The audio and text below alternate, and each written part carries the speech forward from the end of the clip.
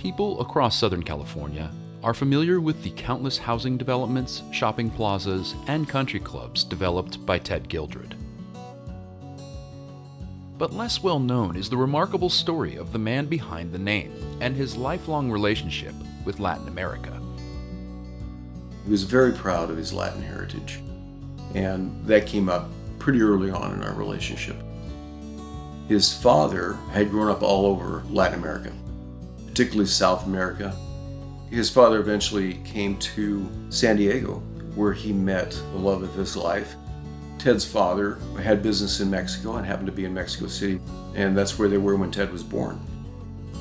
Young Ted spent his school years in Mexico and holidays with family in San Diego, and from an early age, he became fluent in both cultures.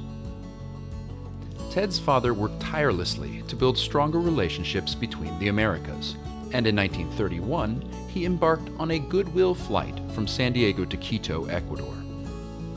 Inspired by the transatlantic flight of Charles Lindbergh 3 years earlier, the journey was a high-profile adventure designed to showcase Latin America from a new perspective. This Gildred legacy spawned Ted's lifelong interest in aviation and furthering his father's mission to bring together the Americas. He could hear an airplane coming overhead, and without looking up, he could tell you what kind of airplane it was. And part of why he wanted to recreate the flight that his father made. In 1981, Ted followed his father's flight itinerary, and he revisited the nations the elder Gildred had seen 50 years earlier.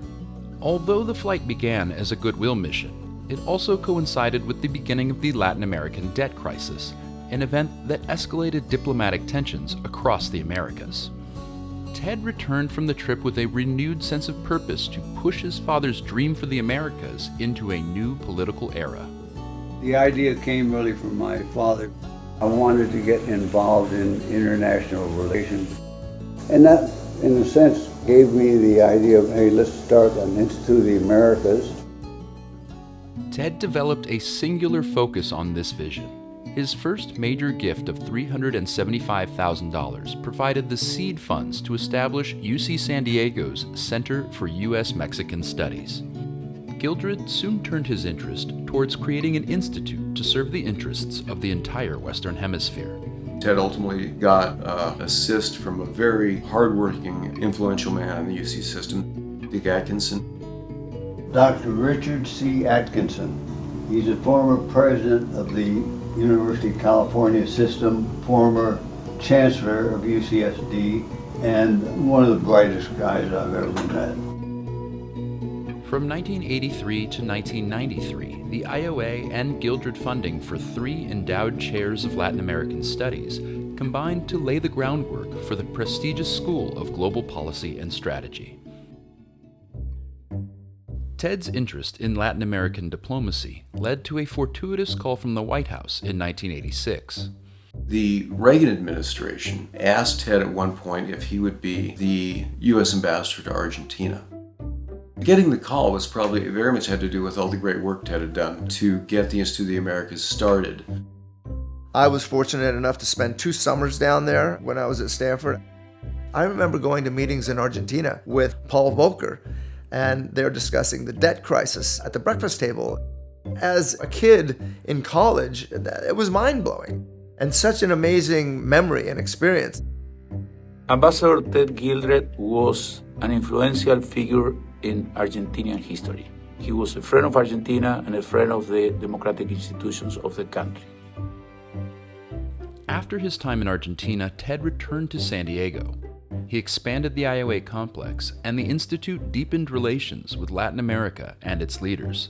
He was a great ambassador, much liked and remembered by Argentines. We did many things together. I was very fond of my dear friend.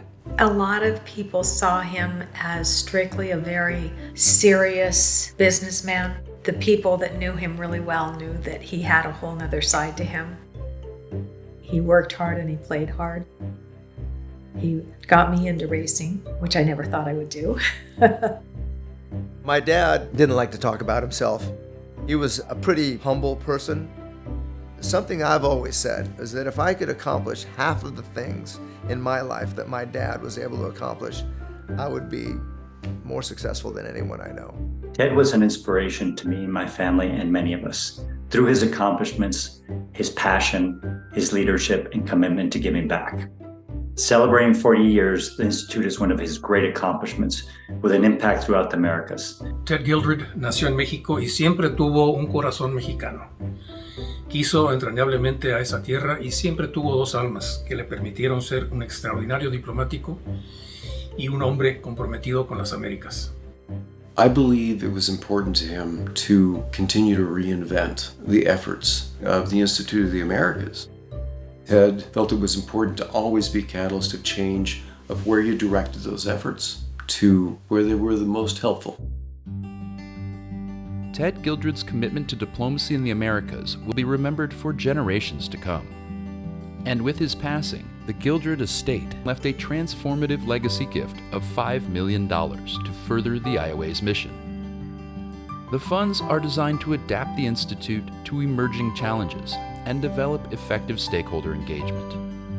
My father, Theodore Edmunds Gildred, founder of the Institute of the Americas, former U.S. ambassador to Argentina, race car driver, real estate developer, and an amazing father. The Institute of the Americas celebrates the life and legacy of Theodore Edmunds Gildred.